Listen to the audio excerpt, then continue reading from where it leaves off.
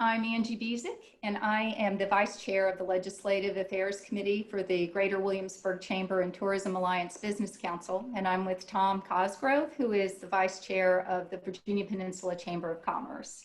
And we are delighted today to have Scott Taylor, who is a candidate for the U.S. House of Representatives, 2nd District. Thank you so much, Scott. Thank you. It's good to be with you again. Today, we're going to have 5 questions for you on workforce, military, transportation, economy, and healthcare. And before we get to those, if you would just take a couple of minutes to introduce yourself to our viewers. Absolutely. Well, it's great to be with you all again. Of course, I've worked for years with the Chamber, both as in the House of Delegates and in U.S. Congress. And for those of you who don't know me, I was raised by a single mother, working poor on the Eastern Shore, just on the Maryland line. Started working on a farm at age 11 in a crab house. Was blessed to have a mentor. I'm a product of big brothers and big sisters. I think I was the first little brother elected to Congress. But if it wasn't for my big brother, Andy, I would have never been a U.S. Navy SEAL.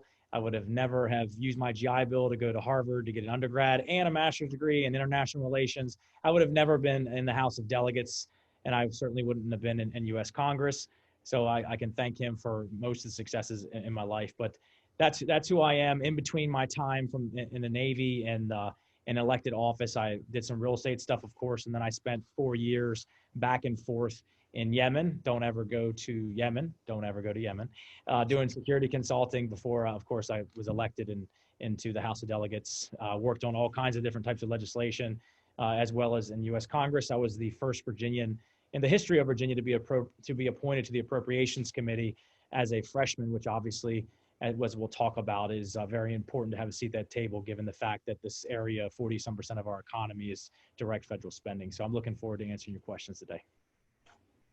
Thank you, sir. And actually, that was a very good transition statement, because the first question is on military and defense. Try to help you out, Tom. Much appreciated, making this a much better show for all of our viewers. Certainly, you already referenced the role that the defense industry has in our local economy. During his 2016 campaign, then candidate Trump advocated for what he termed the great rebuilding of our armed services. And since getting elected, he's approved budget deals with defense spending in excess of $700 billion. So a multi-part question, regardless of the outcome of this year's presidential race, do you support the continuation of current efforts to rebuild the armed services? If so, how would you plan to fund the rebuilding given the increasing cost of military personnel and acquisitions? And if not, where would you seek cuts in defense spending, and how would you reprioritize the funding? That was a lot of stuff in that one question, but good question. Number one, let me say this. This congressional district has more military and veterans than any district in the nation. And it's our men and women and their families who have served this country going forth, back and forth over the past 20 years in war. We're part of the less than 1% of this nation that has defended the nation. It's extremely important to this area, and we take pride in doing so. That being said, as we talked about, for appropriations, more than 40-some% of our economy is direct federal spending. We have 8 major military installations in this district. Every single service is covered, to include NASA Wallops, of course, and NASA Langley. Number one of the biggest things before I came into Congress that was really hindering dealing with our national security and rebuilding our military, which the president was speaking about after roughly 20 years of war, was sequestration, which was devastating to our economy here and to our national security apparatus. And it really gutted our defense. It also did not allow us to rebuild the military and the worst time when you've used the military and our equipment for 20 years. I'm proud to have supported the appropriations process. And quite frankly, not just was I on the Appropriations Committee, I was also a conferee on the Appropriations Committee. And if I'm reelected, I'll go right back to the Appropriations Committee. I was able to bring over almost $300 million to our economy to deal with much needed military infrastructure. That's massively important for our area, and with the money market multiplier, is enormous for our economy and jobs. That being said, we can't go back to sequestration. The other side of the aisle has already talked about roughly a 25% cut in defense, which would be devastating to our shipyards and the peninsula up there where you are, to NASA Langley Air Force Base, the largest largest naval station in the world, Norfolk, Oceana, which if it was a country would have the 7th largest air force. I mean, we have military and rebuilding the military and personnel all throughout our district. So I would never support a 25% reduction. However, one of the things that you talked about when you want to look at efficiencies in the military budget and what things that you should cut. Clearly, we're moving forward with technology, and clearly with artificial intelligence and machine learning, that we're behind places, near peers like China in some respects with artificial intelligence. We need to implement AI, implement machine learning across the different agencies within the military to reduce redundant tasks. And as people retire that aren't necessarily needed to fulfill tasks that the private sector has already utilized technology to replace, we should be doing that thing. That's number one. That would be a huge cost savings with our military. We should also look, when you look at Newport News Shipyard, which has, the folks, the thousands of people who work there have put their life's work in things like the Ford carrier, which of course our congresswoman called basically a hunk of junk, completely insulting those thousands of workers. They put forth amazing things for our national security, but we also need to revamp it a little bit they should be building not just aircraft carriers and submarines. They could also increase their business lines in building unmanned ships as well, which are the future, whether it's unmanned icebreakers, whether it's unmanned submarines, and so on and so on. There's going to be cost savings implementing AI and technology and unmanned systems moving forward. But those types of things needs to happen sooner than later throughout our military apparatus. That's a very long answer. Sorry. That worked. Thank you. Long question.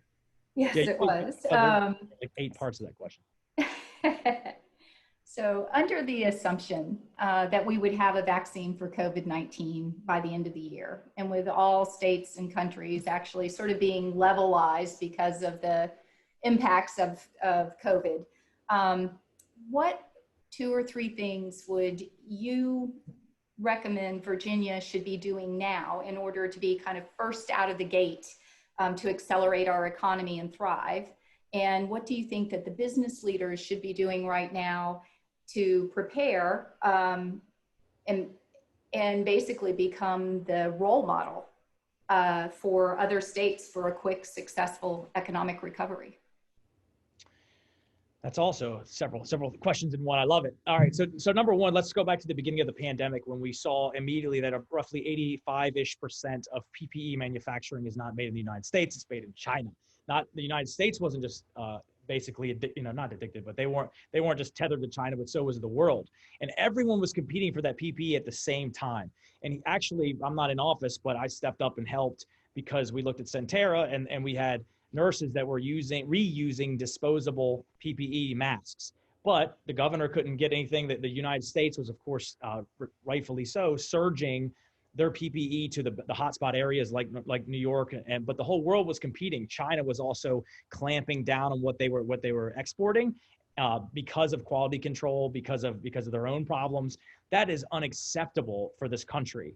It hurts our national security, and we should never be reliant on any country, especially China, on critical medical supplies, as well as, and this is a whole other conversation, critical medicinal ingredients, right? 80-some% of most Americans have no idea that 80-some% of the pills that they take every day, the life-saving pills that are necessary for them to survive, are made in China. That's insane. So what I was able to do was help because of Hampton Roads. We're a unique area. We have businesses that have worked with governments, and they've done hard things in hard places all around the world, special operations. And we were able to bring in up to 200 tons of PPE to supply Centera and Innovo and VCU and even some of VA here to help out.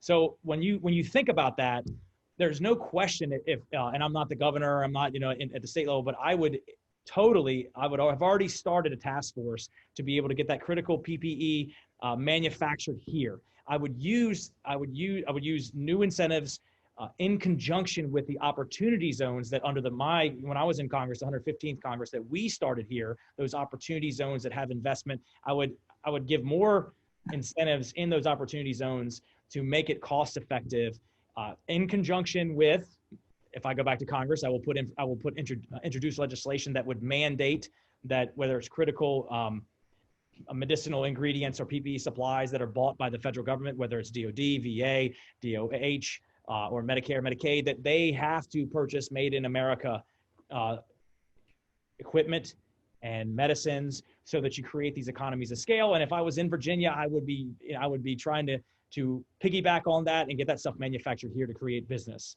I do think that I think that there's been sort of a lack of planning looking forward. We just left the business just a couple minutes ago, actually, in a restaurant business, which has been hard hit by the decisions of one man, quite frankly. And we have contact tracers, and they haven't released and been transparent with data of why they've shut them down when there haven't been any clusters or outbreaks via data in restaurants. And those folks are hurting.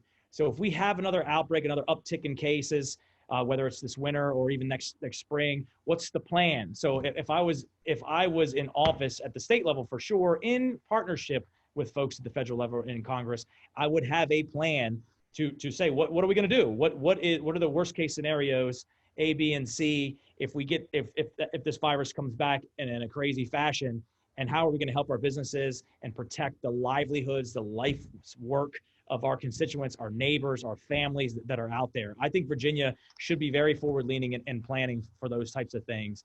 But also, look, I'm going to end it on this thing, and I know I'm rambling again, but I'm going to end it on this. This is not going away, right? Humankind has been dealing with these pathogens forever, right? So we can't just say we're just going to climb in a hole.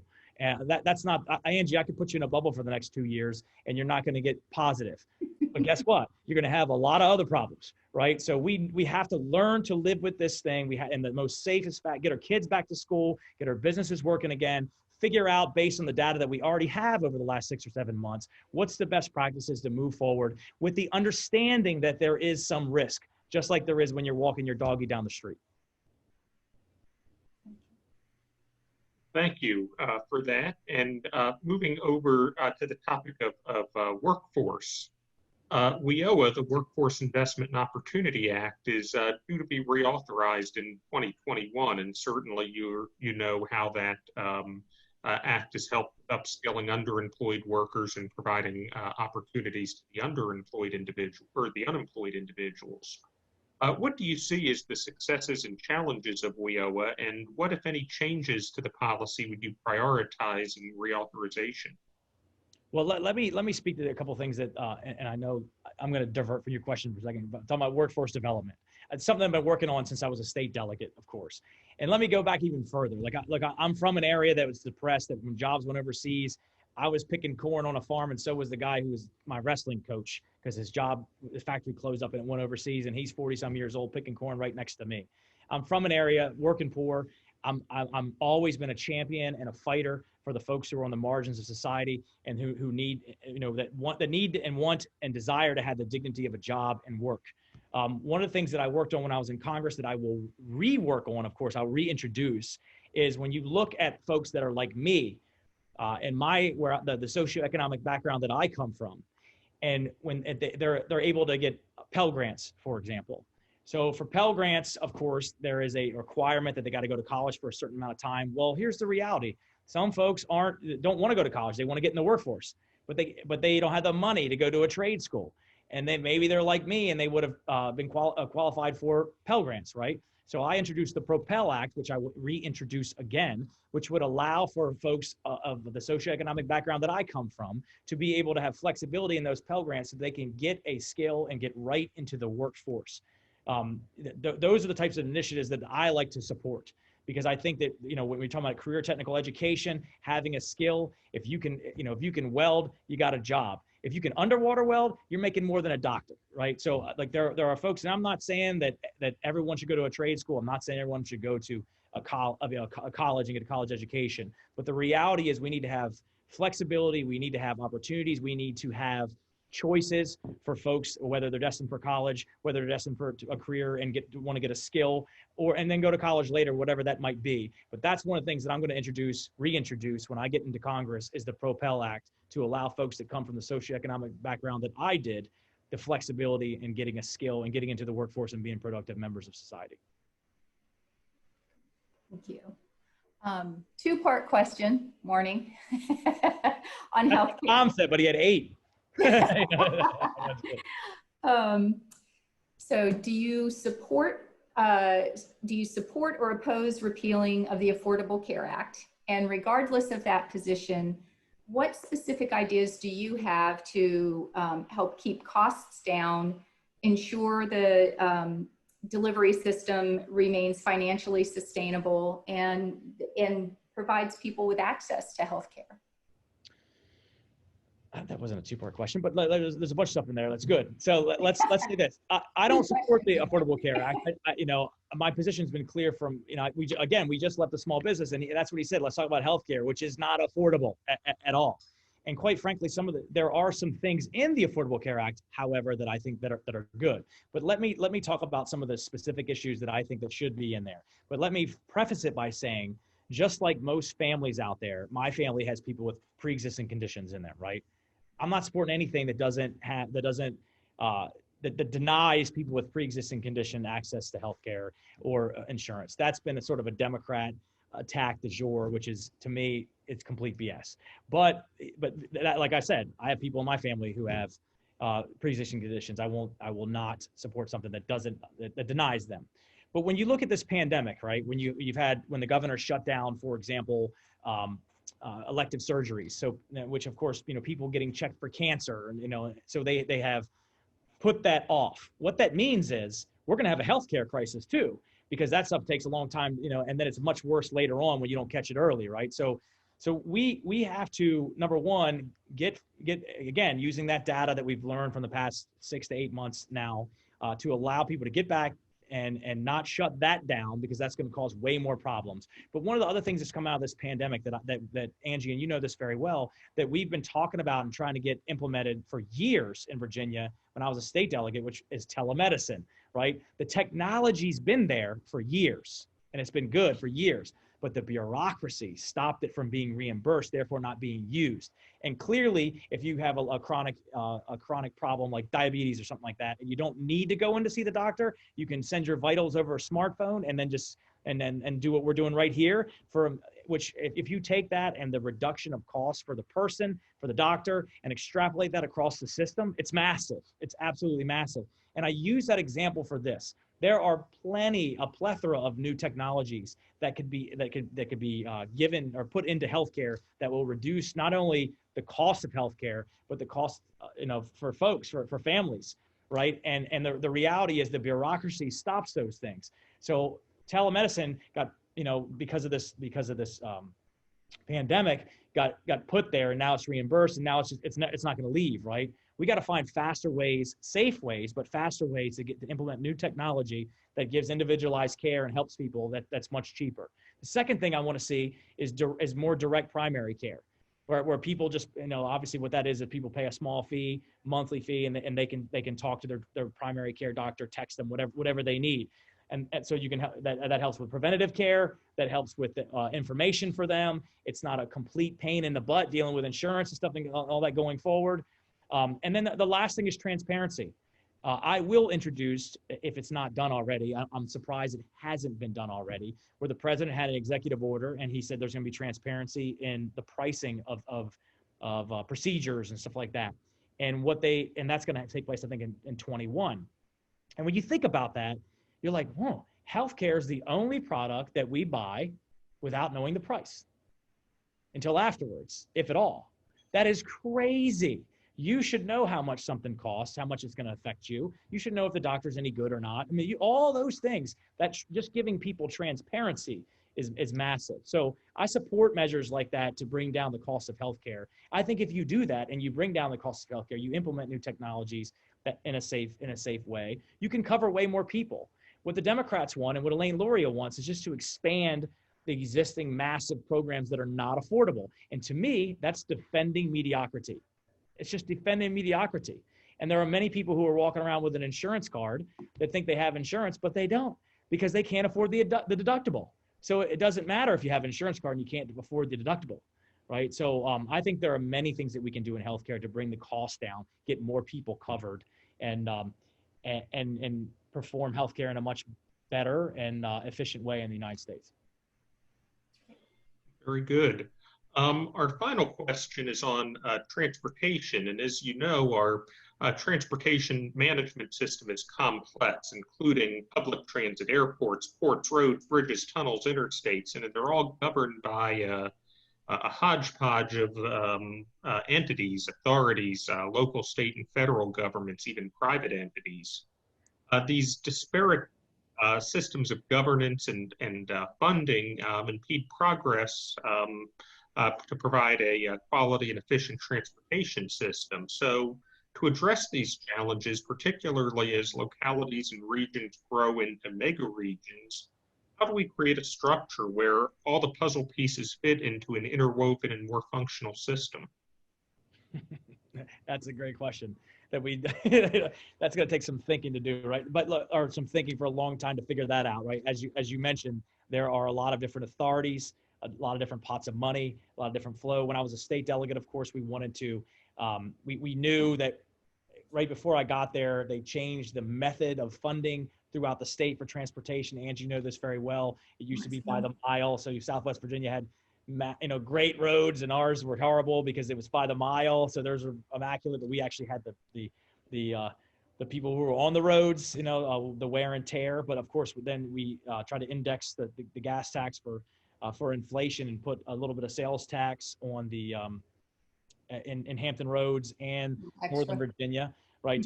To be able to have a steady flow for the transportation, which of course was tough to do, but it ended up getting done. When you look at how we pay for it with the gas tax, it's a diminishing revenue source, of course, because cars are becoming more fuel efficient. Some of them are obviously going electric, and we have to figure out new ways to do that. At the federal level, obviously, of the Transportation Trust Fund, and one of the biggest things, and I'm going to keep going back to that, is the fact that I'm on the Appropriations Committee. And I would go back with seniority if we go back there, which allows me to have a lot more say on spending money. People ask the question like, what's the difference? The difference is this: other committees do important policy, no question about that, but they have input on the money, whereas the appropriations has the actual credit card, right? So what would you rather have? Angie, I know you would rather have the credit card than just saying what you want spent. So I think it's important to have to figure out ways that is going to generate revenues that are going to be steady over time. That probably gets away from more of a usage type thing as opposed to the gas tax itself, because it's a diminishing revenue source, and certainly with more electric cars coming on the road. I think specifically in our region, you mentioned this, Tom, as regions grow, and it's regions that do well economically speaking around the world, and ours is definitely one of those regions. And how do we grow, and how do we have more air travel? Really, where you guys are in Newport News Airport is one of the only places that has land, right? As Norfolk doesn't have that. We have the problem of putting another runway in here, and the Navy. Richmond doesn't have it. It's Newport News. I mean, you guys may end up in the peninsula up there might be the region's hub for transportation moving forward. To the extent at the federal level, how I would come into play there, it would obviously be money and regulations and stuff like that, which is something I'm 100% happy to support.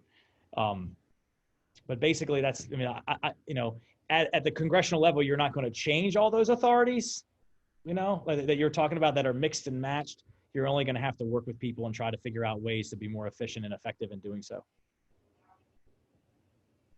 Well, Scott Taylor, thank you for being with us today. On behalf of our three chamber sponsors, Angie and I appreciate you taking the time to speak with us, and we look forward to sharing this conversation with the entire Peninsula business community. May I say a quick, number one, it's always a pleasure working with all of you and the chamber, and throughout the years, obviously, I've been very supportive of the chamber. All my votes at the state level and the U.S. level are very, very supportive of business in general, and my opponents are actually anti-business. The U.S. chamber did a little bit of switching with scoring this year, and they basically graded some Democrats on a curve and gave them participation trophies without actually what they voted on, and which their actual votes are actually bad for business. But I'm looking forward to getting back up to Congress and helping this region thrive through business, and with the help, of course, of the chamber. Thank you so much. Thank you. Thanks very much for joining us. Thank you all. You'll have a wonderful night.